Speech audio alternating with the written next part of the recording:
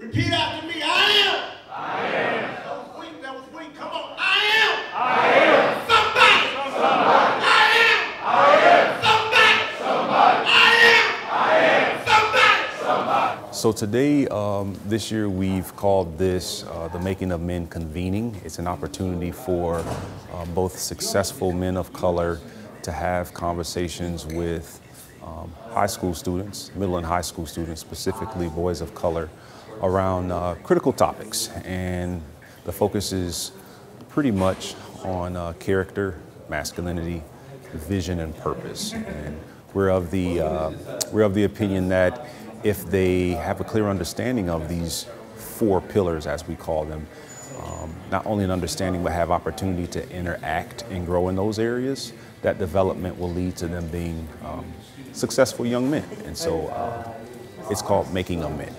As an educator, when you see issues that can be improved and you're following the data, it leads you to act. And so that act as an educator has led me to do mentoring and tutoring on the side, or just be very strategic about how I interact with boys of color in an educational environment, to have high expectations, but also to point them to opportunities and help them to be fully developed so that they can be functional citizens after high school. And so here it came out of my involvement with the school system and also with the community, and working with Steve Davis in many of his efforts to affect change in our community. So Believe Inc. was developed about 18 years ago to look at the issues that faced the African American community, but Oklahoma City as a whole.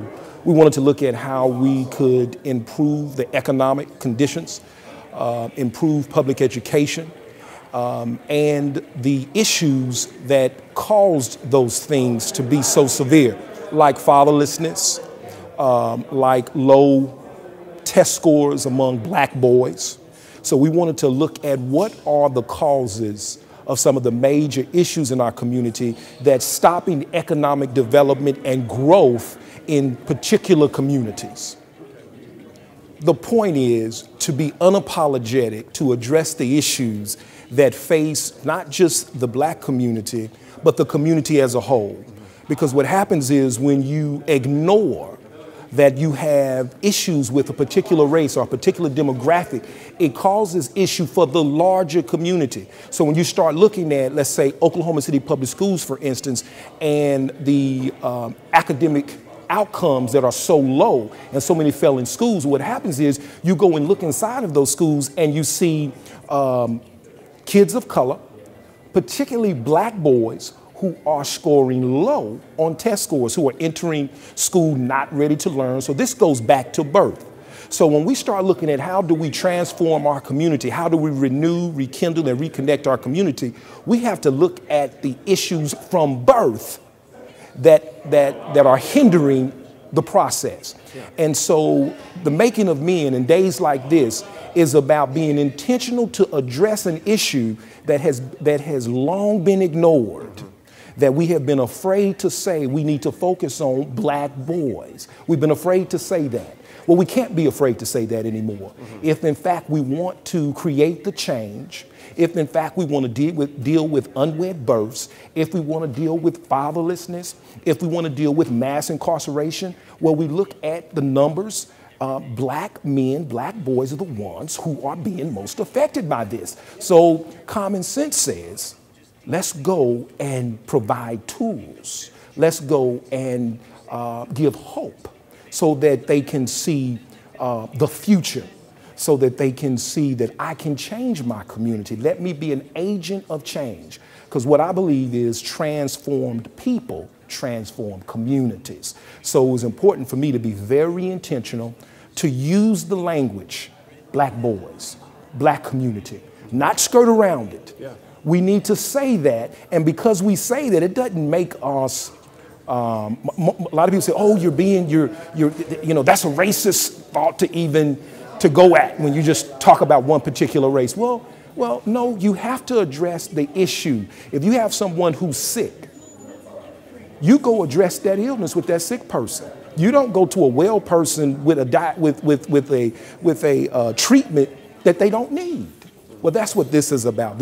You mentioned it. There's not a need to do this with white boys.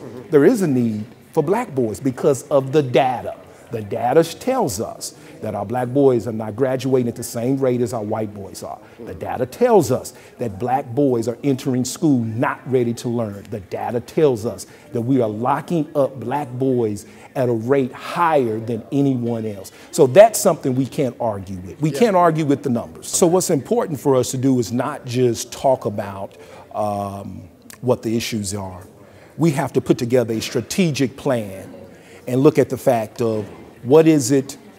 How do we build strong communities? Okay, we first have to build strong people. How do we build strong people? Well, there are some characteristics, pillars, if you would, that we need to share with young people: character, purpose, vision, masculinity, those things that black boys have struggled with. Okay, so we want to have those conversations with them to give them the language that they need, as well as expand their thoughts about how they deal with and navigate their community, because that's what this is about, helping them develop the resiliency skills to navigate their community. And the facilitators we have are men who've already navigated successfully the community.